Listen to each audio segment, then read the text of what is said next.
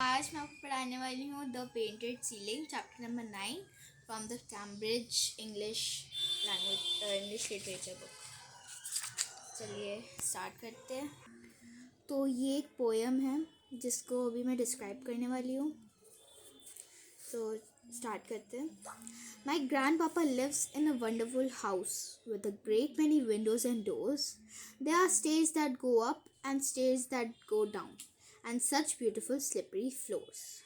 So इसमें poet ये कहना चाहता है कि मतलब एक छोटी सी लड़की है और उसको उसके ग्रैंड पापा का हाउस बहुत वंडरफुल लगता है। ऐसा लगता है कि उसके पापा वंडरफुल हाउस में रह रहे हैं और उसमें बहुत सारे विंडोज़ और डोर्स है और कुछ स्टेयर्स है जो ऊपर जाते हैं और कुछ स्टेयर्स है जो नीचे जाते हैं और इतने सुंदर और स्लिपरी फ्लोर्स है। अब सेकंड पैरा पढ़ते हैं। But all of the rooms even mothers and mine, मतलब वो बोलना चाहती है कि सब रूम में से, मतलब जितने भी रूम्स है उस सब में से उसकी मम्मी के भी और उसके भी, और and book room and parlour and all, और बुक रूम पार्लर मतलब उनके घर में ऐसे बुक रूम पार्लर ये सब भी होगा। उसके अलावा इन सब को छोड़ के उसको पसंद है I like the green dining room so much the best. मतलब उसको ये सब छोड़ के उसका ग्रीन डाइनिंग रूम बहुत अच्छा लगता है उसे, क्योंकि because of its ceiling and wall, क्योंकि उसका सीलिंग और वॉल इतना सुंदर है, इतना अच्छे से पेंट हुआ है, इसके लिए ही उसको पसंद है उसका ग्रीन डाइनिंग रूम। अब उस सीलिंग में अब बता रहे हैं कि इस सीलिंग को डिस्क्राइब कर रही है वो लड़की। सेकेंड,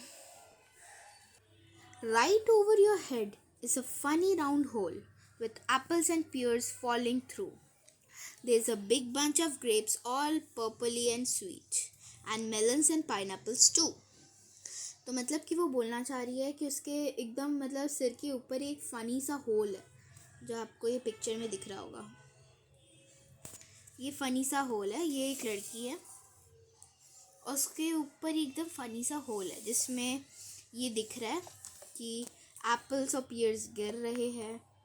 बहुत बड़ा ग्रेप्स का बंच है जो पूरा पर्पल और स्वीट है, और उसमें सिर्फ ये एप्पल्स पियर्स और ग्रेप्स नहीं, उसमें मेलन्स और पाइनएप्पल्स भी है। चलिए fourth paragraph. They tumble and tumble but never come down, तो I stood underneath a long while with my mouth open wide, for I always hoped just a cherry would drop from the pile. तो वो उसको ऐसा लगता है कि वो पूरा टम्बल होते हैं, इधर उधर हिलते हैं, लेकिन वो कभी नीचे नहीं आते। वो बहुत बार बहुत देर तक उसके नीचे खड़ी रहती है, जैसे कि आपने पिक्चर में भी देखा। उसका मुंह हमेशा खुला रहता है कि एक एक चेरी उस पाइल में से गिर जाए और उसके मुंह में आ जाए। उसके लिए वो हर समय खड़ी रहती है और होप करती है कि हाँ अब गिरेगा अब गिरेगा, बट वो गिरता ही नहीं।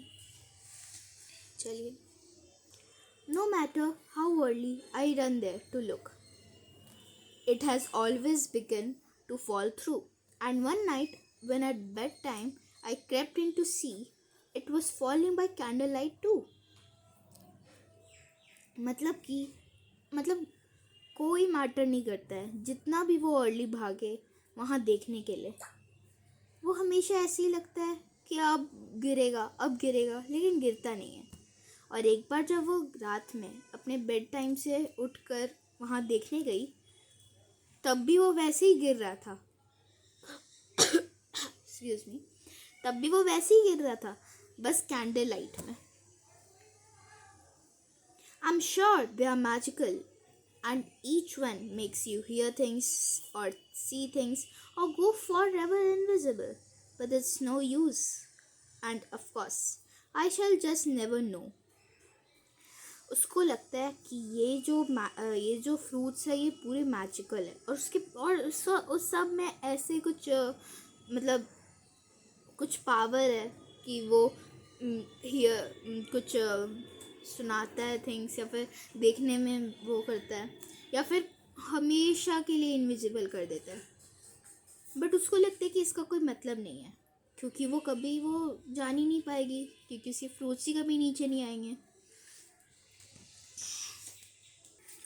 For the ladders too heavy to lift and the chairs are not nearly so tall as I need.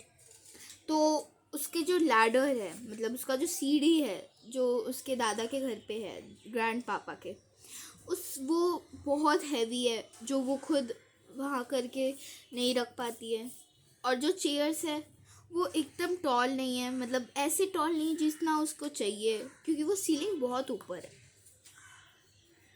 अब वो अपना होप छोड़ दिए और अब उसको लगता है कि वो शायद डाई कर दे without having accomplished the deed. अब उसको लगता है कि हाँ, अब मतलब अब मेरे को इसका कोई अब जीने का कोई फ़ायदा नहीं, क्योंकि अब वो अपना डीड कंप्लीट ही नहीं कर पा रही, मतलब अपना जो काम वो कंप्लीट ही नहीं कर पा रही है। तो उसका लग रहा है कि अब उसका कोई फ़ायदा नहीं है रहने का, जीने का। Hello. It's a little bit sad when you seem very near to adventures and things of that sort, which nearly begin and then don't. And you know it is only because you are short. तो ये थोड़ा सा sad है, उसको sad लगता है जब मतलब जब आप बहुत पास होते हो किसी अच्छे एडवेंचरस चीज़ों के, या फिर वैसे कुछ चीज़ों के जो मतलब स्टार्ट ही होने वाले हैं और फिर नहीं होते हैं। और उसको लगता है कि, और वो ब्लेम करती है अपने शॉर्ट हाइट को, कि वो ये सब चीज़ों को नहीं कर पा रही है, एडवेंचरस थिंग्स को और थिंग्स ऑफ दैट सॉर्ट को।